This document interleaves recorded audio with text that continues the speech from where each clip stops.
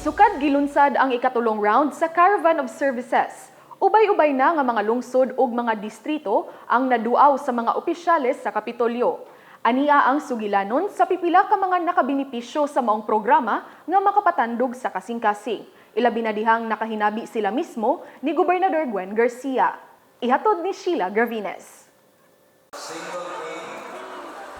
Luha sa pasalamat.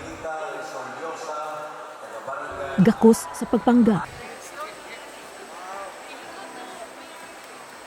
Pahiyong sa kalipay.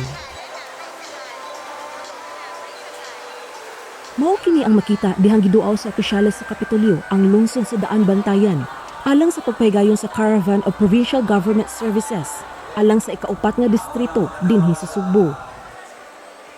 Niadtong Lunes, Setyembre 20, ang local government units na usab sa Bugos City ug mga lungsod sa Daan Bantayan, Midilien, San Remigio, Tabuelan ug Tabugon ang nakatagamtam sa maong programa kay didto naman sa isla sa Bantayan ang maong caravan.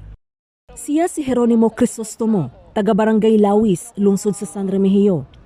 Una silang nakita ni Gobernador Gwen Garcia og personal, 14 ka tuig na ang nakalabay. Malipayon siya nga nisugilon ngadto sa gobernador nga usa siya sa mga nakadawat og crutches gikan sa Kapitolyo niadtong 2007, dihang grade 4 pa lang siya ato sa unang termino ni Garcia sa pagkagobernador. Katong first gihatag ni Go. Dako salamat kay ligon-ligon ba kay 2007 ya murag pag first year college na ko usa sa nagumba ba. Putol ang tuo nga tiil ni Crisostomo sukad sa iyang pagkatao.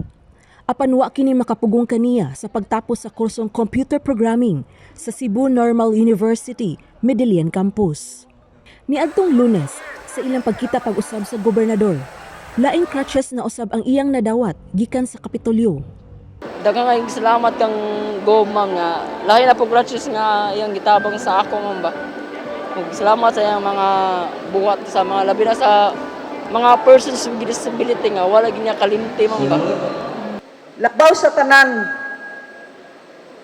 kana bang murakog mabayaw sa kalipay kana makahatag ta niining mga assistive devices kana mga wheelchair labi na sa atong mga kabataan nga aron masayon na intawon ang pag bira-bira o pagda sa mga ginikanan.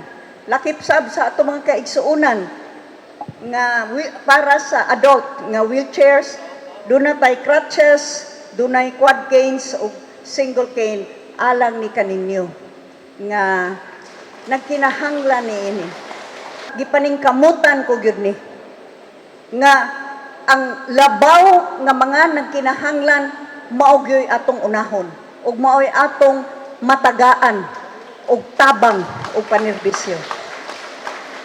Laing nakadawat og mga gasa mao si Melaninio Jairus Baluarte, 12 anyos, ug ang 58 anyos nga si Estrella Pipito, kinsa emotional usab nga nagpasalamat sa gobernador. Matod sa inahan ni Jairus nga si Aida, iyang pinangayo sa Senior Santo Niño ang iyang bugtong nga anak. Nagunan ako sa Senior Santo Niño, nagneleng ko anak. Ngayon ko kay dugay namin, 20 man akong edad namin nagminyo. 37 ko nga nanganak na ani. No, nagigib, inaimigana. Nakahilak si Aida dihang nidawat sa wheelchair alang sa iyang anak nga gitunol sa gobernador. Pasalamat ko sa Ginoo ha. Nay mga tao nga gihikap nga active sila sa ilahang mga katungdanan, naguna sila sa mga pobre. Matag benepisyaryo adunay lain-laing mga hagit ug pagsulay nga giatubang sa kinabuhi. Apan nasayod sila ug ilang nabati nga wa gayud sila pasagdi kay nilihok gayud ang mga opisyales sa Kapitolyo bisan pa man taluwa niining pandemya.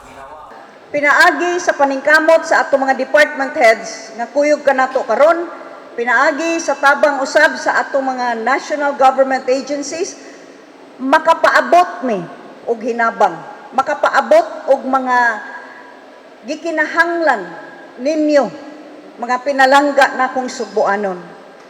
Human sa 4 distrito, sunod nga duawon sa gobernador ang isla na usab sa Camotes. Alang niini nga ikatulong hugna sa Caravan of Services. Ang maong programa gisugdan ni Garcia niadto pang buwan sa Enero. Human gipaygayon ng ikaduhang hugna niini ni adtong buwan sa Hunyo. Nakahukom si Garcia nga himuon na kini nga tulumanon sa Kapitolyo matag quarter. Aron ang Kapitolyo na mismo ang mopaduol og mohatod sa mga serbisyo ngadto sa katawhan. Sheila Gravinas, Balita sa Sugbo. Mao kadto ang mga balita sa Sugbo karong gabi. Daghang salamat.